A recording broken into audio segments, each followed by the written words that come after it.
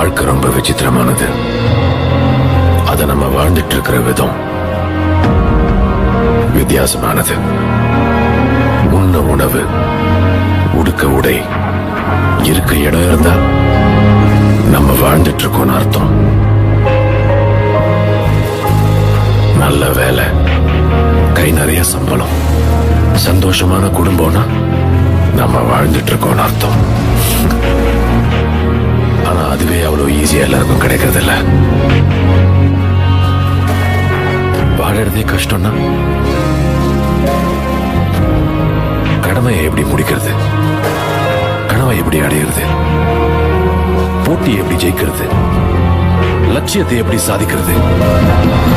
பொய்யால வேலையை பிடிக்கிறவங்க, நம்ம பயத்தால எல்லாத்தையும் அடையிறவங்க, நல்லவன் மாதிரி ஏமாத்தி ஜெயிக்கிறவங்க, பணத்தால எல்லாத்தையும் சாதிக்கிறவங்க.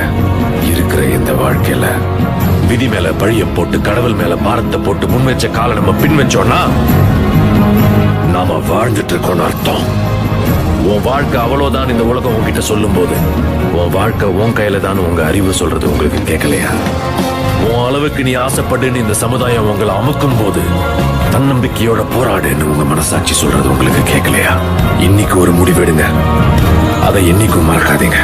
தோல்வி பயம் துரத்தும், திரும்பி பார்க்காதீங்க. போதும்னு மனசு சொல்லும், வர வாய்ப்பை விட்டுறாதீங்க. தேடினாதான் கிடைக்கும், தட்டினாதான் திறக்கும். உங்க பயத்தை பார்த்து தைரியமா ஒண்ணு சொல்லுங்க, என் உரிமையை முடிஞ்சா பறிச்சு பார், நான் முன்னேறுவேன். முடிஞ்சா என்ன தடுத்து பார். கண்ணுல நெருப்போட, களத்துல வெறியோட, உங்க அறிவையும் தன்னம்பிக்கையும் நம்பி உங்க லட்சியத்தை நோக்கி தைரியமா அடுத்த அடியை எடுத்து வச்சா நீங்க வாழ்ந்துட்டு இருக்கீங்கன்னு அர்த்தம்.